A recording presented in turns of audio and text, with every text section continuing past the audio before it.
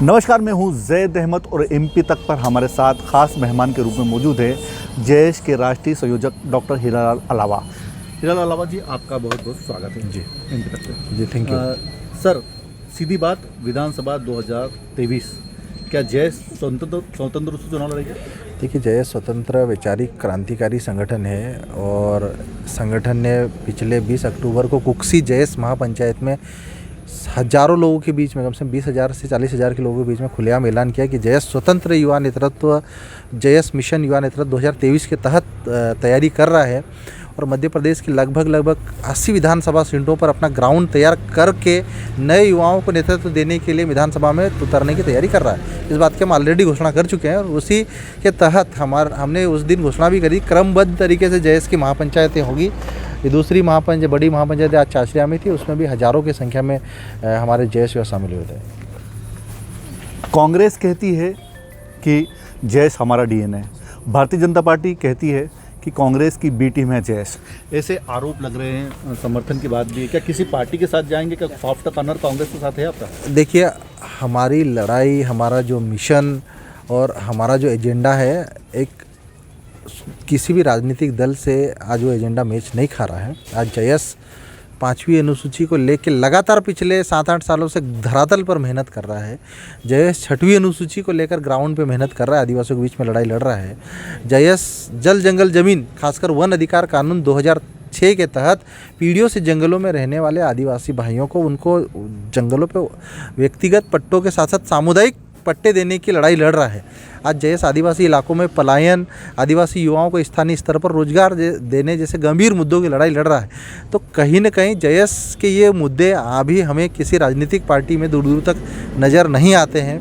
ऐसे में जयेश स्वतंत्र रूप से युवा नेतृत्व की तैयारी कर रहा है और आज यही कारण है कि समाज के साथ में, जयेश के साथ में हर समाज जुड़ रहा है। आज कुक्सी महापंचायत जो पिछले 20 अक्टूबर को हुई थी, उसमें जयेश जो आदिवासी सामाजिक संगठन के रूप में जाना जाता था, उसमें कई सामान्य वर्ग के संगठन जुड़े, ओबीसी पिछड़े वर्ग के संगठन जुड़े, अनुसूचित जाति वर्ग के जुड़े, जिसमें मांझी समाज, धनगर समाज, मानकर समाज, कुशवाहा समाज के बड़ी संख्या में, और सिरवी और पाटीदार समाज भी जुड़ा है।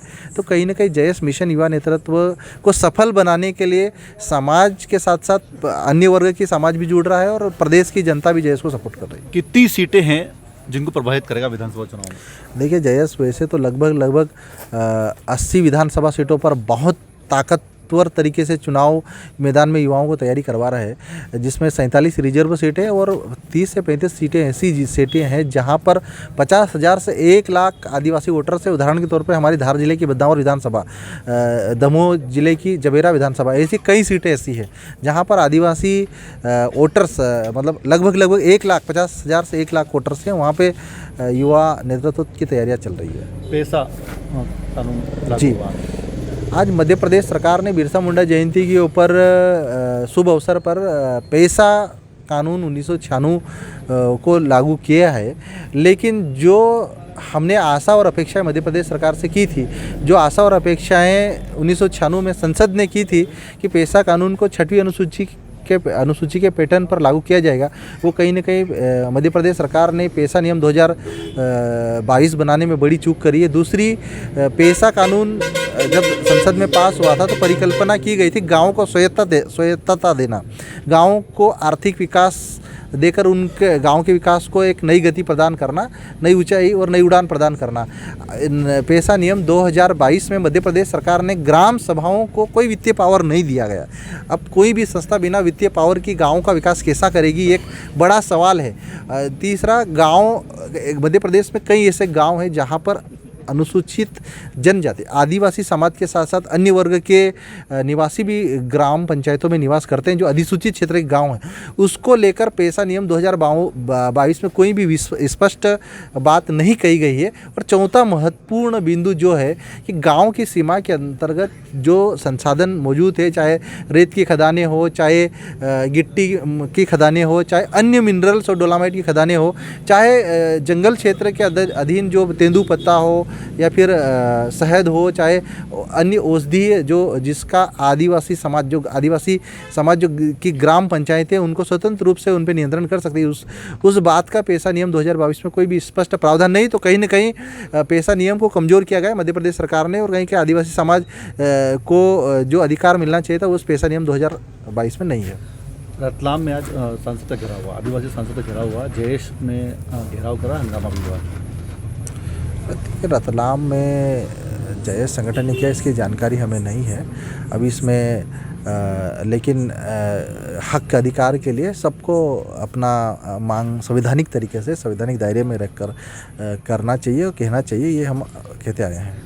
हीरालाल जी, बात करें तो आपने 80 सीटों पर अपनी तैयारी बताई, लेकिन विधानसभा के लिए अगर आपको बैठना है तो कई और सीटें चाहिए होगी। ऐसे में आप किस पार्टी की तरफ जाएंगे, कांग्रेस या भारतीय जनता पार्टी? देखिए, जयेश के जो एजेंडे हैं मिशन युवा नेतृत्व के तहत, उसमें हमने जयेश के साथ साथ अन्य वर्ग के समुदाय जो जयेश से जुड़े हैं उनके भी एजेंडों को रखा है। अब सवाल पैदा होता है, सवाल खड़ा होता है, क्या जयेश के जो मुद्दे हैं, खासकर अनुसूची 5, अनुसूची 6, वनाधिकार कानून, युवाओं को स्थानीय स्तर पर रोजगार देना, उनको आत्मनिर्भर बनाने के लिए ग्राम पंचायतों के अंदर ही, उनके क्षेत्रों के अंदर ही उनको सरकारी नौकरियां देना, इन सब गंभीर मुद्दों को लेकर कौन सी राजनीतिक दल गंभीर है, ये आने वाला वक्त तय करेगा।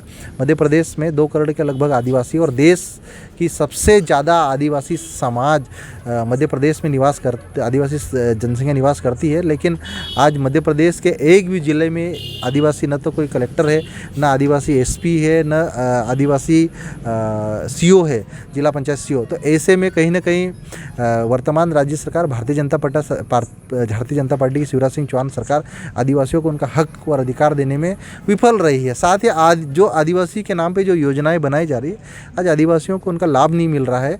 ग्राउंड लेवल पे आदिवासी योजनाएं, सरकार की योजना नहीं, ऐसा कोई जयेश संगठन स्वतंत्र संगठन है, और एजेंडा कौन मानेगा, कौन लागू करेगा, वो वक्त बताएगा। तो ये हमने बातचीत करने के लिए सभी राजनीतिक दलों के लिए खुले गठबंधन हो सकता है।